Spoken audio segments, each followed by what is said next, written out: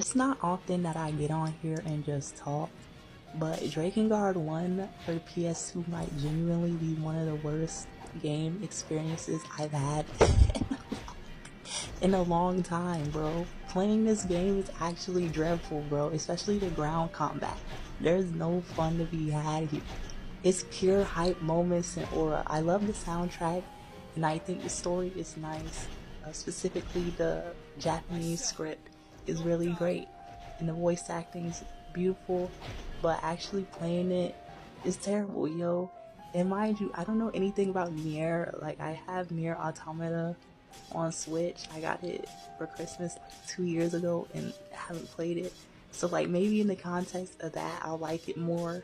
And I do have Drakengard 3 on PS3, but that doesn't change the fact that, you know, this game is not fun to play, bro. Akihabara Geeks is low-key a masterpiece and a window into an aspect of otaku culture that you don't really see too much today. I mean, we do have people posting their hashtag Isabea on social media, but I think the authenticity of a lot of those accounts and rooms is questionable. The closest I can get to seeing that real passion just oozing from the screen is when I scroll on my Japanese Twitter account, but most of those guys are already old. It's not often you see young otaku like myself pushing that lifestyle. And that's why I love this documentary so much. It just shows a period of time in a special era that's kind of gone.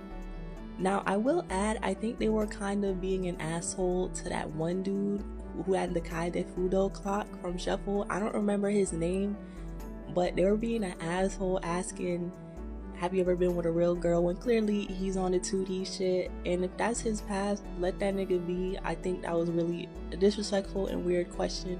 I don't believe in waifuism myself, but I think those who stand by it are really awesome, so I thought that was kind of a weird question to ask. It also has an interview of the legendary Ryukishi 07 that's playing in the background. If you're in that otaku culture like at all and haven't seen it, you gotta see that shit. It's great. I saw a post about Saya no Uta last night, and I always never know how to feel when Saya gets brought up. I don't dislike it or anything, but I always kind of just left disappointed with it, feeling like it was fine at most. So I never really loved it as much as people who end up reading it usually do.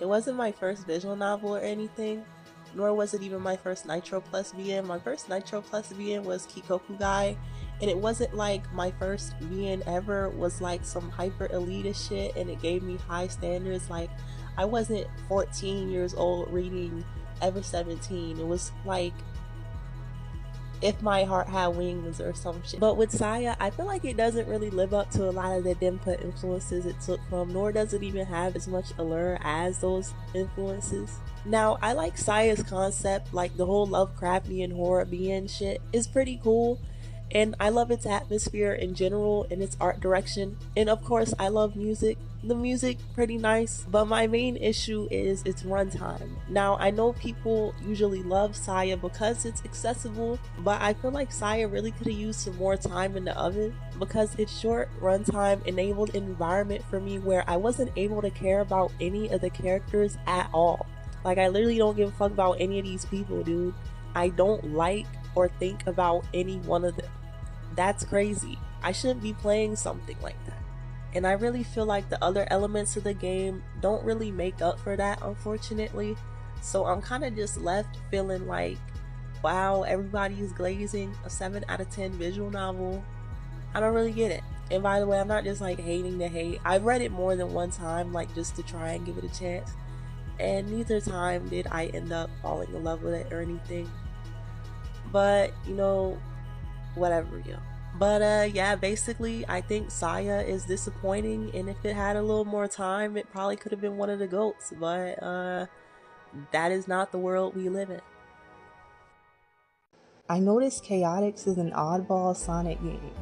It never got ported, hardly anybody played it. Like, I know heavy Sonic fans who just didn't tap into this game even though you can easily emulate the shit.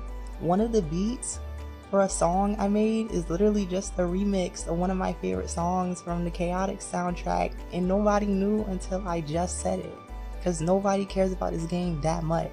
Hashtag niche, bro, for real. And those who did play it say it's trash or mid at best. But I always really loved this game for some reason, to the point where it's one of my favorites in a series, actually, like no joke. Like I replay Chaotix over Sonic 2 or Mania any day.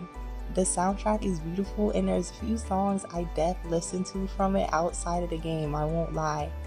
It's visually memorable too, and I actually find the gameplay to be pretty fun if you know how to take advantage of the rubber band. I currently have the game rated as 5 stars on Backlogged amongst other classics I love, like Symphony of the Night, DMC3, JSRF, and Jumping Flash for PlayStation 1.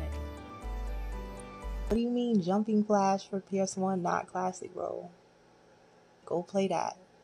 I got this used VMU a while back, bro, and whoever had this was like the CEO of Sakura Tyson, because there's just a bunch of Sakura Wars sayings on here, bro, and it's mad funny to me. I feel like wrong for deleting them, but bro, I need space, bro.